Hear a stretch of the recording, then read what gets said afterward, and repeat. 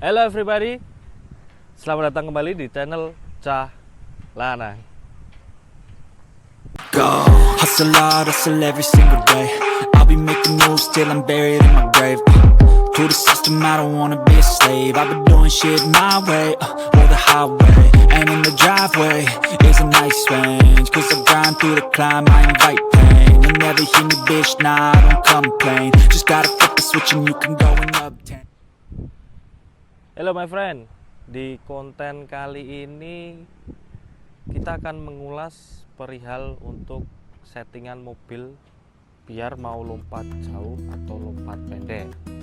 Nah, di dalam hal tersebut tuh banyak item yang perlu diperhatikan untuk saya pribadi, dari pemasangan undergrad, pemilihan roller, pemilihan mesin, dan juga melihat layout atau track yang akan digunakan. Sekarang juga saya posisi ini sedang berada di Museum Bajra Sandi yang bertempatan di Renon, Denpasar, Bali. Bagi teman-teman yang ingin liburan, wajib nih dikunjungi. Untuk isinya tuh kayak ada diorama ya, yang menggambarkan keharmonisan rakyat Bali. Yuk langsung saja untuk tahap pertama, saya akan bahas untuk pemasangan underguard dan pemilihan yang tepat untuk underguard. Let's go. Ya, kita sekarang sudah berada di meja. Oke my friend, di depan saya udah ada 3 mobilan. Yang ini 2 SFM, 1 Super 2 ya. Ya ini nggak ada baju nih. Sekarang lupa taruh bodi di mana. Ini harusnya bodi apa itu? Max frame ya, Max frame. Nah, ketiga mobil ini saya pilih karena pemasangan underguard depannya beda-beda ya. Kalau yang pertama ini SFF ini saya pakai 1,5, terus yang Super 2 ini saya pakai nggak pakai apa-apa, malah nempel ke chassis. Terus yang SFM ini saya pakai 3 mili. Kenapa berbeda? Karena karakternya beda-beda juga mobilnya saya buat. Yang ini saya kasih small, ini small medium, ini medium.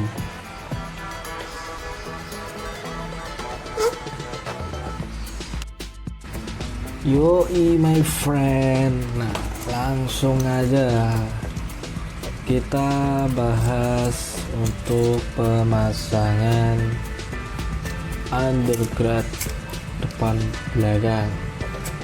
Jadi ketiga mobil ini itu beda-beda. Ini yang 1,5, ini yang 3 mili, ini yang nempel body. Kenapa dibedakan? Kalau saya pribadi mengatakan ini ya passion saya. Berarti settingan mobil saya sukai ya gini. Kalau Super 2 saya sukai nempel di chassis semua, hampir semua Super 2 saya ini nempel chassis. Yang ini juga Super 2 lagi, ini nempel chassis. Jadi nggak ada ketentuan enak mana nih, kasih 1,5 atau kasih 3 mili atau apa, semuanya bisa dikatakan enak, tergantung racian teman-teman masing-masing dan memahami betul mobil teman-teman. Jadi kalau kayak yang depan terutama itu tidak ada patokan tertentu ya. Kalau saya pribadi lebih ke passion saya settingan mobil saya seperti ini gitu. Saya sukanya pakainya ya ini. Kalau SFM saya pakai 3 mili yang bannya medium, dan kalau sedangkan yang small saya kasih 1,5 depannya dengan alasan tersendiri.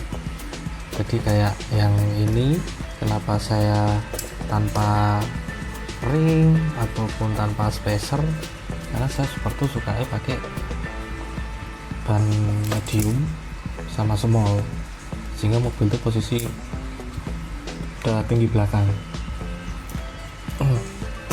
Dan yang di belakang ini, bagian belakang ini, semua mobil yang saya rakit ini 4,5. Jadi setelah pabrik 4,5 wis. Urusan nanti kurang enak di lompatan tuh saya setting di race, saat race setelah mencoba tracknya. Jadi settingannya full 4,5. Ini juga 4,5. Yang kemarin saya pakai Jurnas itu juga 4,5 juga. Bahkan yang Jurnas kemarin 3 hari itu 4,5, nggak ganti sama sekali. Pun biar caranya pakai 4,5 itu dibikin bisa enak gitu. Nah, terus perihal mobil Tamiya teman-teman, lompatnya itu kurang jauh atau kejauhan atau kurang jauh ya, itu banyak pilihan untuk menyeting ya. Ini saya berbagi pengalaman untuk settingan saya pribadi. Jadi misal contoh saya ambil satu sampel Super 2. Ini Super 2 saya di IC enak, beloke gesit, tabletop 2 nggak usah dibicarain, udah pasti lunas. Tapi ada bagian trek yang tabletop 3 itu nikung dulu dan tarikannya 1. Itu mau nggak mau perlu settingan ekstra kalau misal saya ingin ngelupin itu tabletop. Jadi saya yang pertama itu ngecek propeller. Ngecek propeller ini saya biasanya bawa tiga ukuran dengan ukurannya masing-masing, jadi 746, 747 sama 749. Itu ukuran Sigma tuh, ukuran Sigma.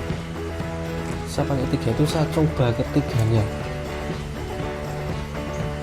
Yang saya lihat dari pergantian propeller itu ketika dia mau naiknya dan ketika turunnya, itu yang saya coba pertama. Terus yang kedua, sembari nyoba propeller ini saya melihat mobil ini ketika dia naiknya tuh bener-bener udah lurus belum, sama turunnya itu mau lurus ya, meskipun tapi ngeteknya lurus atau belum, itu saya perhatikan. Nah kalau itu udah dapat semua, saya baru seleksi sih mesin yang kuat ngedorong mobil ini untuk melewati tabletop 3. Nah saya seleksi mesin. Kan kalau mesin tuh porsinya beda-beda kan, meskipun dengan speed sama itu belum tentu porsinya, tenaganya itu sama, pasti beda-beda. Itu saya seleksi mesin. Ketika udah dapet, saya diamkan, ya udah itu saya pakai ketika momen. Biasanya saya kalau mau ngejar BPU ya, udah terkena hawa nafsu untuk mengecilkan limit. Itu kalau udah ketemu.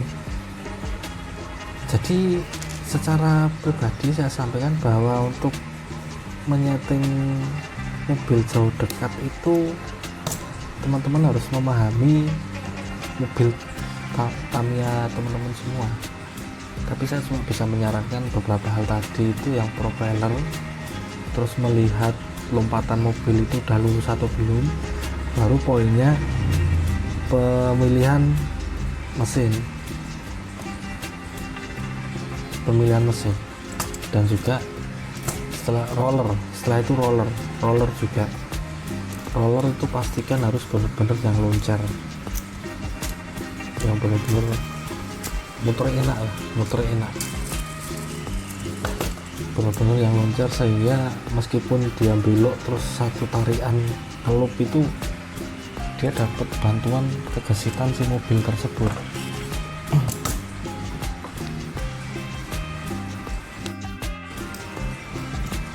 Nah, untuk pemilihan rollernya itu, nah yang saya pegang ini kebetulan saya pakai 19 dengan karet kiri belakang 1, yang kanan ringless.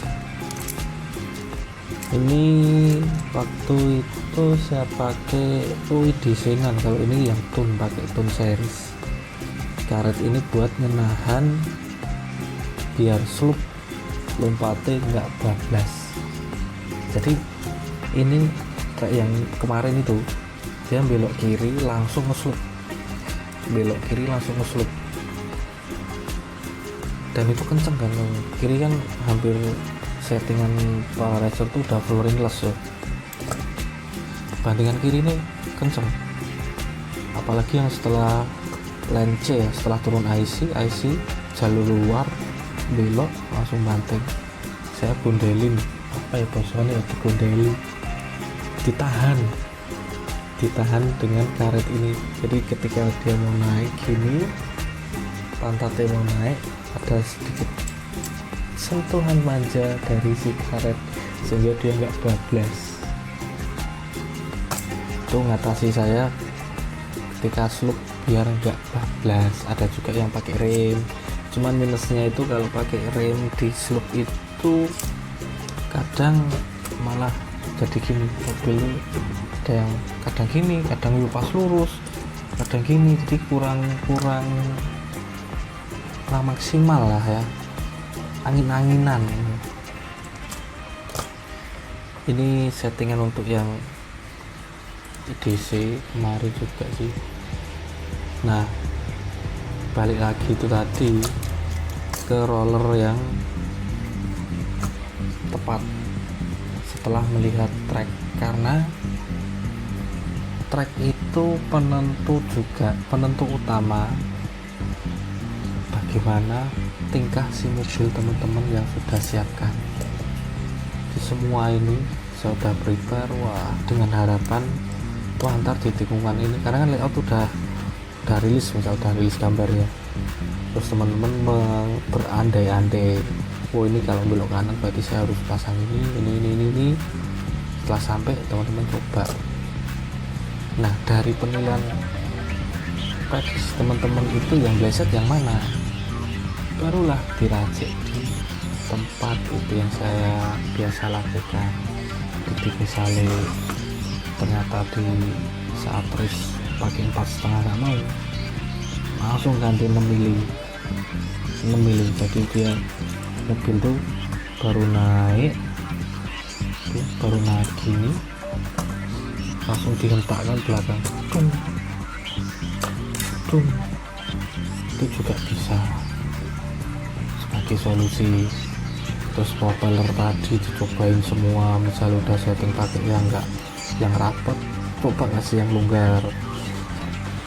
Terus mesin juga pilih roller karetnya, bisa juga karet kanan ini di posisi bawah atau posisi atas. Jadi banyak opsi untuk perihal mobil kebablasan atau kurang lompat. Kalau kurang lompat sendiri itu saya pribadi lebih main ke pemberat, terutama yang di tengah ini, karena fungsi pemberat di tengah ini ketika mobil naik gini, dia kan ikut kehentak naik, otomatis ngangkat mobil makin tinggi. Begitu udah tinggi, yang belakang kan juga naik, dia membantu memuklikkan itu, membuat gini lah yang begini. Begitu dia kehentak turun, mobil diturunkan lagi, cepet ya, tak cepet, mainnya cepet. Nah, saya biasa lakukan untuk mobil yang lompatannya saya anggap kurang, tapi turunnya nggak muncul ya, atau nggak muncul dalam artian tuh nggak yang turun di belokan. Jadi itu settingan mobil yang saya pengen mobil adem dan gak limit, pasti 3 lap dan gak limit. kalau mau yang model kenceng itu saya lebih main di mesin. Oke teman-teman, itu tadi untuk settingan pemasangan underguard dan pemilihan HG ya. Jadi ada beberapa poin HG, terutama yang belakang tuh full itu juga bisa membantu untuk pengiriman, dan juga roller yang besar itu juga bisa membantu pengiriman, dan itu juga bisa menentukan lompat jauh pendeknya si mobil. Nah untuk yang kedua ini saya akan membahas untuk yang pemilihan mesin, terutama untuk seri das ya, seri das dari ada Like Das, Hyper, Sprint, Ultra, itu mana yang tepat. Dan saya akan kasih gambaran beberapa contoh layout yang pernah saya alami dan bagaimana cara saya menyeting agar mobil itu lompatnya tidak lebih. Oke, let's go. Oke, my friend, sekarang kita beralih ke mesin. Nah, sebelum saya melanjutkan perihal mesin ini, yang perlu teman-teman ketahui bahwa settingan ini itu tergantung bagaimana track ya, model track atau layout yang nantinya akan teman-teman pakai nih, yang akan digunakan untuk balapan lah. Jadi pada dasar basic ya, basic untuk menentukan lompatan itu, satu ya dari layout track, kedua settingannya teman-teman sendiri, passionnya teman-teman sendiri bagaimana, sehingga teman-teman bisa mengatasi kendala-kendala seperti lompatnya kejauhan ataupun kurang jauh. Saya di sini cuma memberikan informasi pengalaman saya sendiri dan cara mengatasi saya. Nah untuk mesin tersendiri ini saya seleksinya itu mulai dari power. Saya pasti power dulu karena yang sering saya pakai di event das series, saya sering pakai power. Saya lebih senang pakai power. Kalau sprint itu saya gunakan ketika treknya itu trickly ya. Trickly itu belokannya tikungan tajam, jadi nggak belok 190 derajat tapi 180 putar balik gitu, tikungan putar balik, karena dia torsi lebih rendah daripada RPM nya. Jadi ketika mobil pas posisi kencang lurus nikung, dia bisa ngerem dengan bantuan torsi yang nggak tinggi, nggak lebih besar dari RPM nya. Sedangkan kalau untuk Magdas dan Ultra ini saya gunakan ketika momen mencari PTO sesi atau PTO utama, mencoba lah ini, karena saya juga racer yang suka ngebut ini, suka ngebut. Jadi kalau ada yang ngebut tuh gatal rasanya mobil nggak ngebut ya. Jadi ini mesinnya dengan spek tersendiri, dan ini saya cerita pengalaman kejurnas kemarin di mobil yang ini udah nemu mesin dan juga baterai yang cocok. Jadi saya coba itu 10 kupon, dia masuk 7, mobilnya 10 kupon masuk 7. Langsung saya lepas baterai dan mesin saya simpen. Jadi hari kedua kalau nggak salah, sehingga saya hari kedua masih pagi, saya simpen sampai hari ketiganya. Nah hari ketiga sebelum babak kedua saya coba, mesin ini nggak ada tenaga, yang dimana sebelumnya udah ada tenaga. Itu pengalaman baru dari saya juga, dan ternyata torsinya hilang. Kata teman saya, torsinya hilang. Itu bisa terjadi di semua mesin, dan saya juga baru paham. Mesin udah enak disimpan buat jaga-jaga babak atas biar nyaman, ketika mau dipanasin malah torsinya hilang.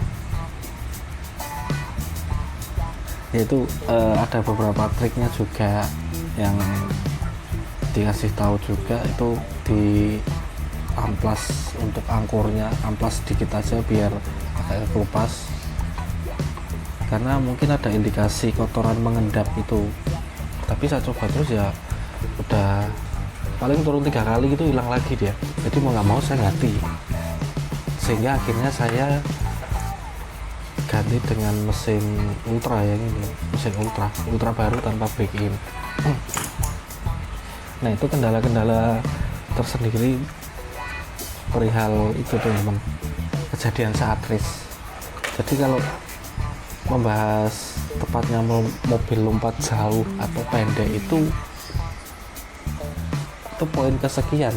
Intinya mobil itu, kalau saya pribadi, intinya mobil ini tuh lompatnya lurus, tikungannya kuat, dan IC-nya juga kuat. Perihal lompat jauh pendek itu yang bisa saya sampaikan yaitu tadi, untuk settingan undercut, main pemberat, pemilihan roller, dan pemilihan mesin. Dan menurut saya nggak ada settingan paten ya, settingan paten untuk mobil jauh DKT, karena tracknya juga beda-beda. Track yang contoh track ini modelnya seperti ini. Nah ini saya kasih kayak ilustrasi ya, ilustrasi gambaran. Ini track yang ke Jurnas kemarin 100 juta.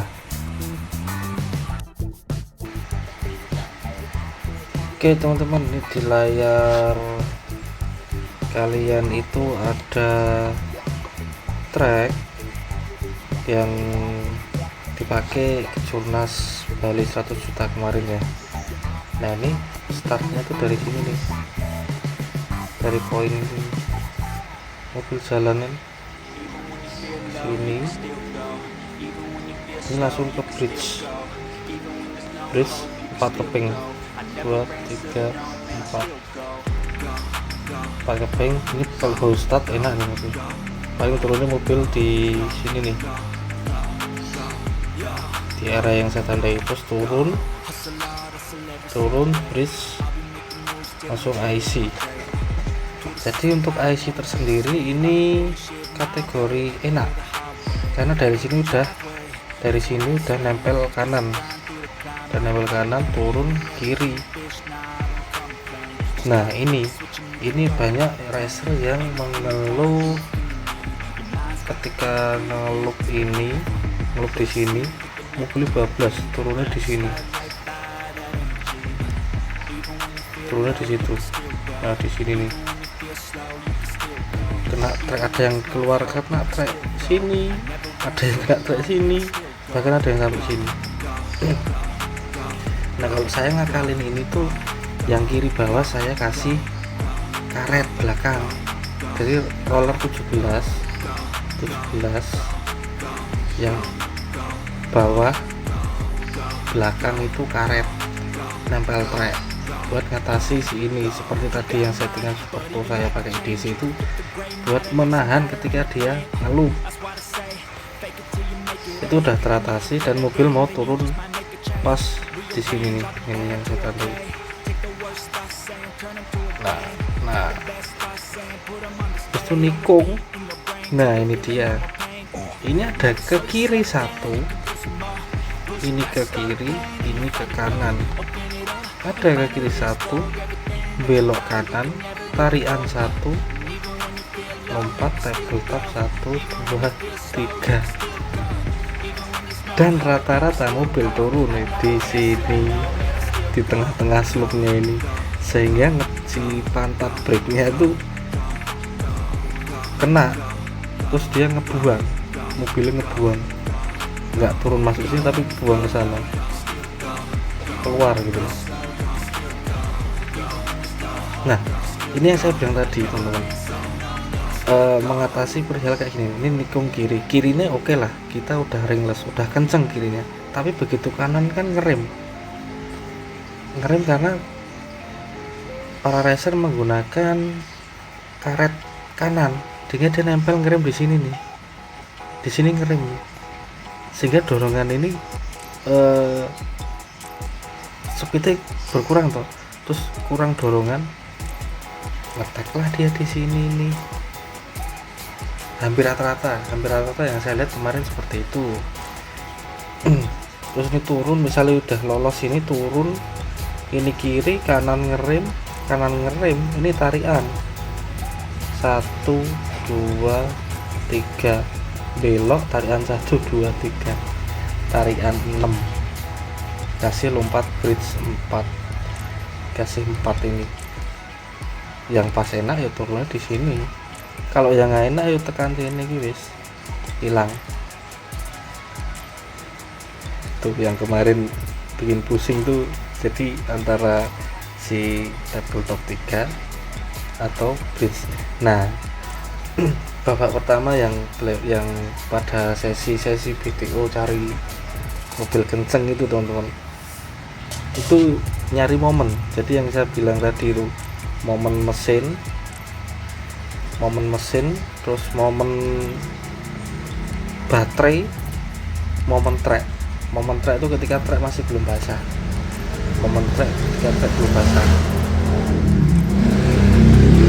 ini bisa di sini tabletop ini bisa lunas, di sini bisa mojok, pas belok langsung turun, dan di IC nya aman, dan di sini juga mojok.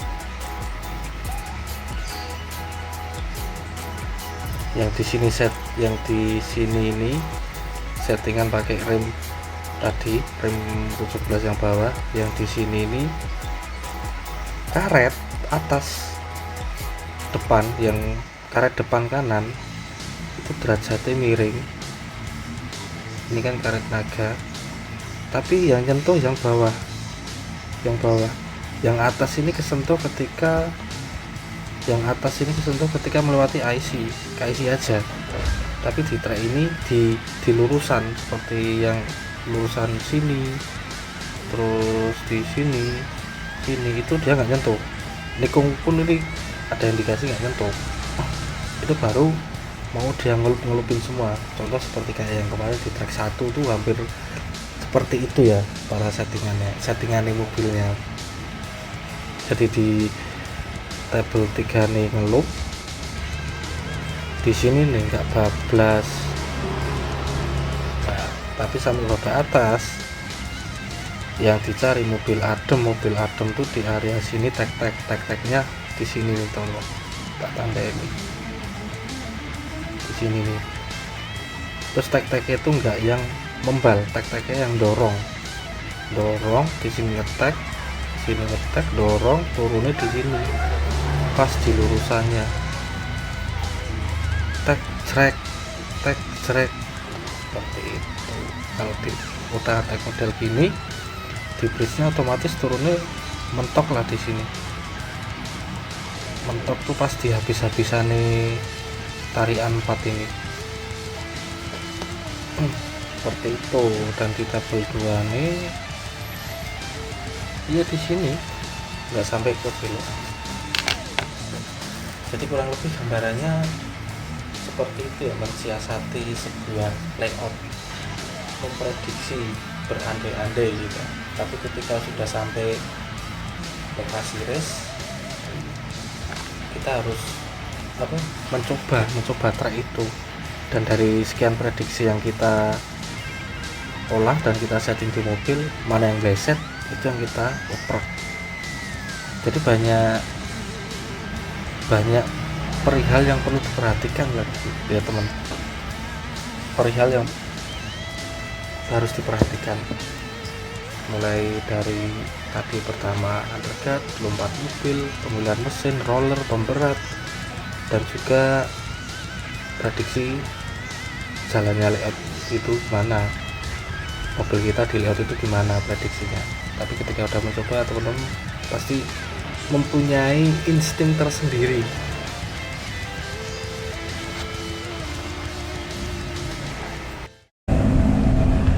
Oke, my friend, itu tadi untuk pemilihan mesin dan beberapa contoh layout yang pernah saya gunakan.